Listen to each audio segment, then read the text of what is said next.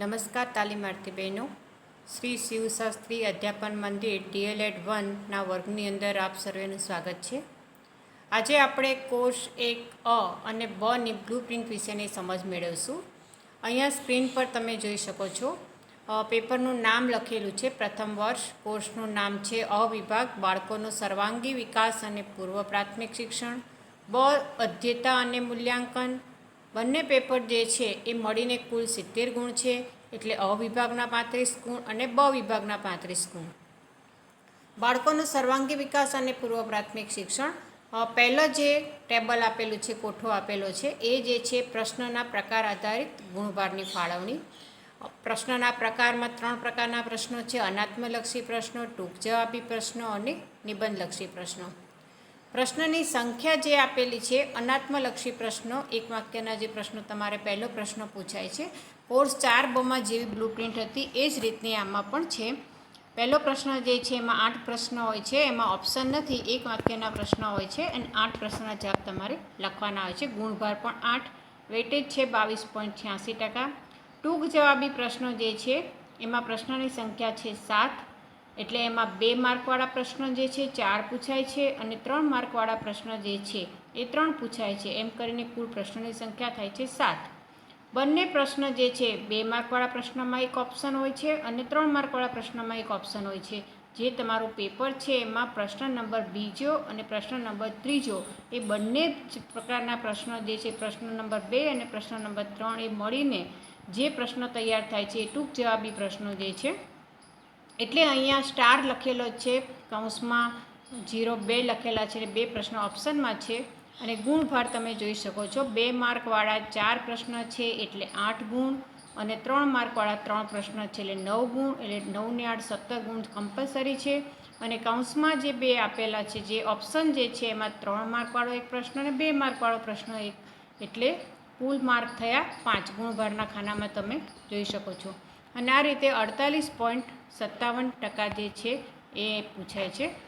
નિબંધલક્ષી પ્રશ્નો જે છે એમાં પણ એક પ્રશ્ન ઓપ્શન, જે છેલ્લો પ્રશ્ન, પ્રશ્ન નંબર 4, એમાં 2 પ્રશ્ન જે છે તમારે ફરજિયાત લખવાના હોય છે, એક પ્રશ્ન ઓપ્શનમાં હોય છે. 2 પ્રશ્ન, એક પ્રશ્ન 5 માર્કનો, એ 2 પ્રશ્નના ગુણભારના ખાનામાં જુઓ તો 10 ગુણ છે અને 5 ગુણ જે છે ઓપ્શનના છે. એ રીતે 28.57% જે પૂછાય છે.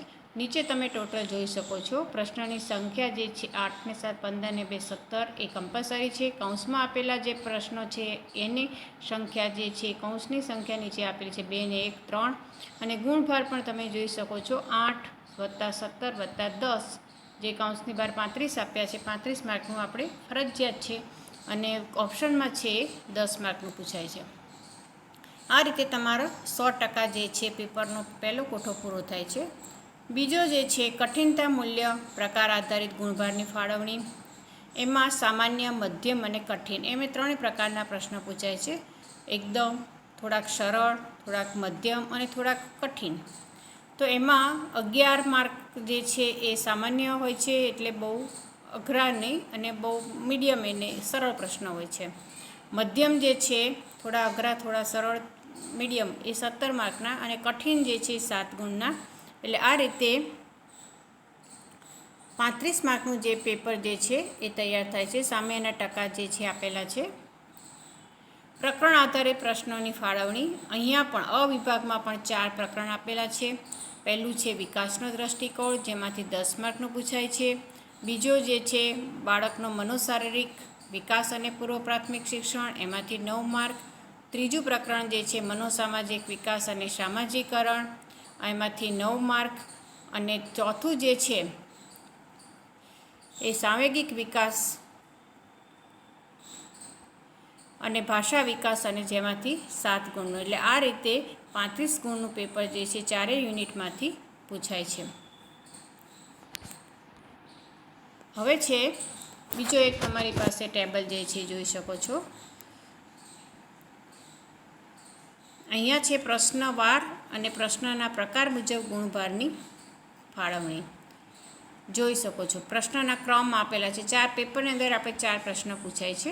અનાત્મલક્ષી પ્રશ્નો, જેને 1 ગુણના કહેવામાં આવે છે, એ 8, પ્રશ્ન અને 5 કૌંસની અંદર આપેલા છે પ્રશ્નની સંખ્યા છે, કૌંસની બહાર આપેલા છે એ પ્રશ્નોના ગુણ છે.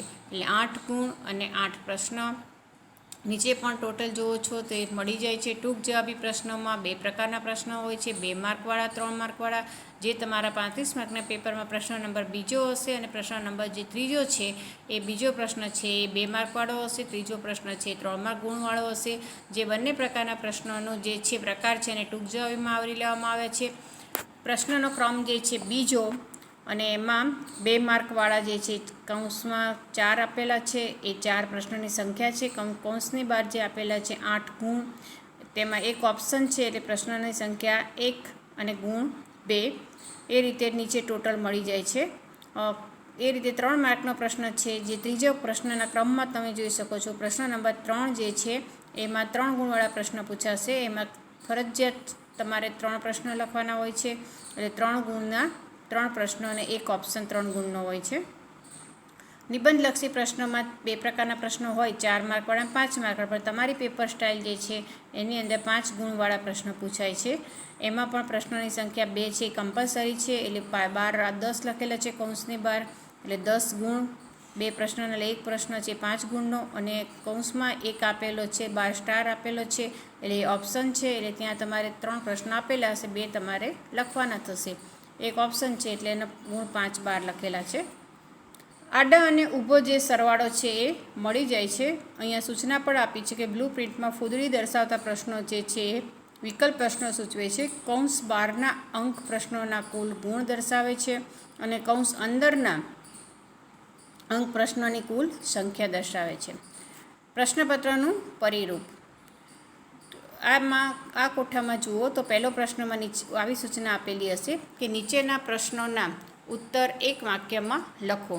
એમાં 8 પ્રશ્નો પૂછવાના હોય છે. પ્રશ્ન ક્રમાંક 1 થી 8, ગુણ 8. બીજો પ્રશ્ન છે માંગ્યા મુજબ ઉત્તર લખો. સૂચના આવી હશે ગમે તે 4, જેમાં 5 પ્રશ્ન પૂછેલા હશે. તમારે પ્રશ્ન ક્રમાંક પૂછેલા હશે 5, લખવાના છે તમારે કેટલા? 4. એક ઓપ્શન છે એ ગુણ 8. ત્રીજો જે પ્રશ્ન છે એમાં પણ સૂચના આવી હશે માંગ્યા મુજબ ઉત્તર લખો, ગમે તે 3. 4 પ્રશ્ન પૂછેલા હશે. પ્રશ્ન ક્રમાંક 1 થી 4 અને તમારે 3ના જવાબ લખવાના છે. ચોથો પ્રશ્ન જે છે સવિસ્તાર ઉત્તર લખો, ગમે તે 2. એમાં 3 પ્રશ્ન પૂછેલા હશે અને એમાંથી તમારે લખવાના છે 2, એટલે 10 ગુણના છે.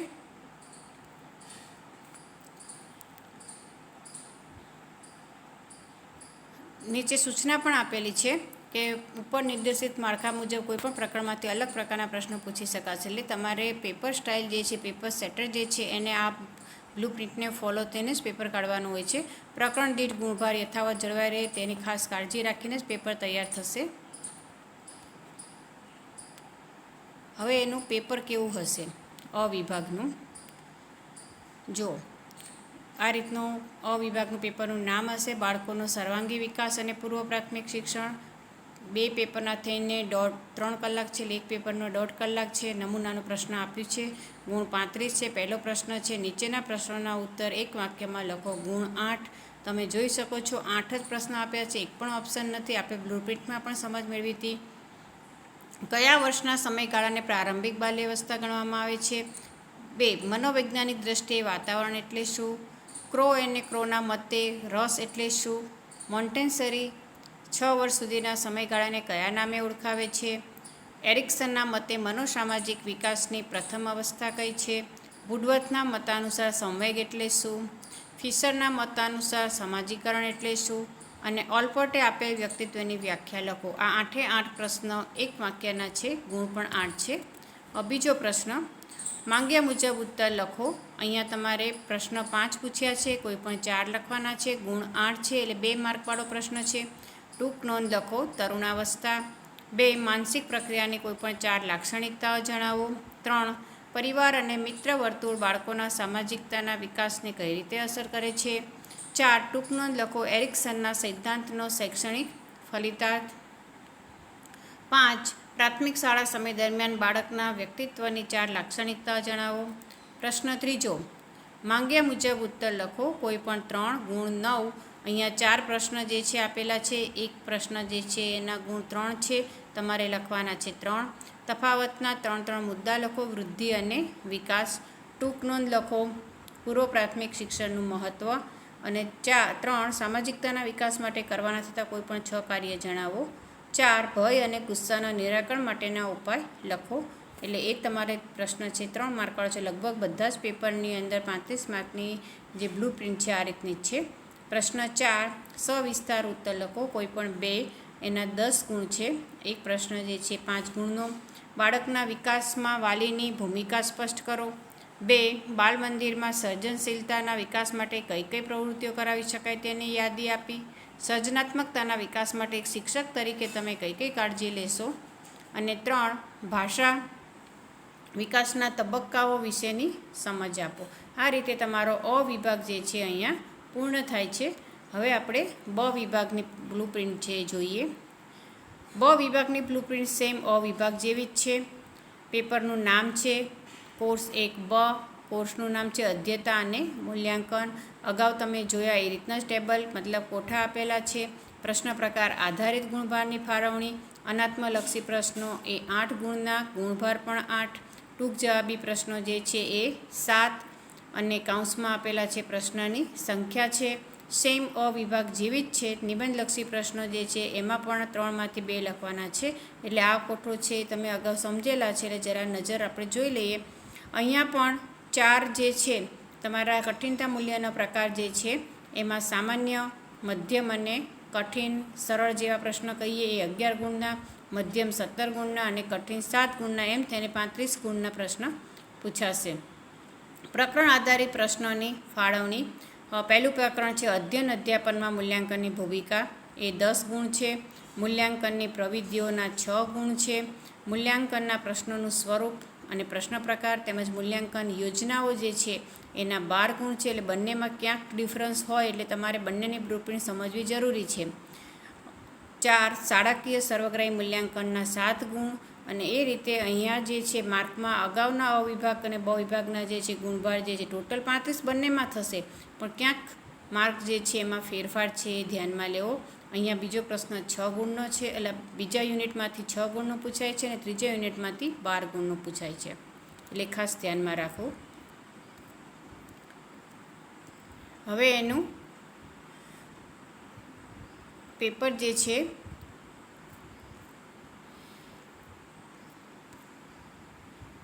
બ વિભાગનું છે. અ વિભાગની જેમ જ નમૂનાનું પેપર આપેલું છે. સેમ બ્લુપ્રિન્ટ પણ સરખી છે, પણ ગુણભાર જે છે એમાં ક્યાંક ફેરફાર જે છે એ તમે જોઈ શકો છો યુનિટના જે પ્રકરણ પ્રમાણેના. નમૂનાનું પ્રશ્નપત્ર અહીંયા એક આપ્યું છે 1.5 માર્ક. 1 બનું કેવું પેપર હોય. પ્રશ્ન પહેલો, નીચેના પ્રશ્નોના ઉત્તર એક વાક્યમાં લખો. ઓપ્શન નથી. 8 પ્રશ્ન અને 8 ગુણ. રેમર્સે આપેલ મૂલ્યાંકનની વ્યાખ્યા લખો. પ્રગતિ પ્રતિવેદન એટલે શું? ઔપચારિક મૂલ્યાંકનમાં કઈ 2 બાબતોનો સમાવેશ થાય છે? ક્રિયાત્મક કસોટી એટલે શું? વસ્તુલક્ષી અનાત્મલક્ષી પ્રશ્નોના મુખ્ય પ્રકાર જણાવો. બ્લુપ્રિન્ટમાં કયા 3 પરિમાણોનો સમાવેશ થાય છે? SCનું પૂરું નામ લખો. ધોરણ 8 સુધીનો અભ્યાસક્રમ સંતોષકારક રીતે પૂર્ણ કર્યા બદલ વિદ્યાર્થીને કયું પ્રમાણપત્ર આપવામાં આવે છે?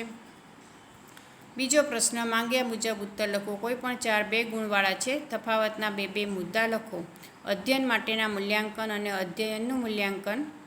2 ટૂંક નોંધ લખો. પ્રોજેક્ટ કાર્ય દ્વારા મૂલ્યાંકન. 3 કોઈપણ 2 ક્રમ નિર્ણાયક પ્રશ્નોના ઉદાહરણ લખો. 4 તફાવતના 2 મુદ્દા લખો. મૌખિક કસોટી અને લેખિત કસોટી. 5 શાળાકીય સર્વગ્રાહી મૂલ્યાંકનની આવશ્યકતા સ્પષ્ટ કરતી કોઈપણ 4 બાબતો જણાવો. એ રીતે તમારે 5માંથી 4 પ્રશ્નોના જવાબ લખવાના છે. એક પ્રશ્ન છે 2 ગુણનો છે. પ્રશ્ન 3 માંગ્યા મુજબ ઉત્તર લખો. કોઈપણ 3. 1 ટૂંક નોંધ લખો. મૂલ્યાંકન પ્રક્રિયા. 2 શિક્ષણના હેતુઓ કેટલી અંશે સિદ્ધ થાય છે તે ચકાસવા સતત મૂલ્યાંકન થવું જરૂરી છે. આ વિધાન સમજાવો. આદર્શ કસોટી રચના વખતે ધ્યાનમાં રાખવાની કોઈપણ 6 બાબતો જણાવો. અને શાળાકીય સર્વગ્રાહી મૂલ્યાંકનની સંકલ્પના સ્પષ્ટ કરો. એ જે છે 4માંથી 3 પ્રશ્નોના જવાબ લખવાના છે. એક પ્રશ્ન જે છે એના ગુણ 3 છે. સવિસ્તાર ઉત્તર લખો. કોઈપણ 2 10 ગુણના છે. એક પ્રશ્ન 5 ગુણનો છે. શાળાકીય સર્વગ્રાહી મૂલ્યાંકનના પ્રકારો જણાવી તે વિશેની સમજ સ્પષ્ટ કરો. 2. અનૌપચારિક મૂલ્યાંકનના સાધનો જણાવી ક્રમ માપદંડ વિશે વિગત સમજાવો. 3. શાળાકીય સર્વગ્રાહી મૂલ્યાંકનની પ્રવર્તમાન નીતિ અનુસાર ધોરણ 1 થી 2 અને ધોરણ 3 થી 8ના મૂલ્યાંકન માળખાની વિગત જણાવો. આ રીતનું તમારું કોર્સ 1A અને B બંને વિભાગ મળીને કુલ 70 માર્કનું પેપર છે. એક વિભાગના 35 ગુણ છે.